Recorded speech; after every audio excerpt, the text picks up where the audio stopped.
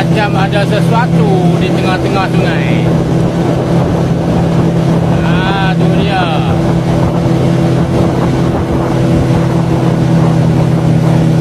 Macam ada sesuatu. Tu dia, bapak.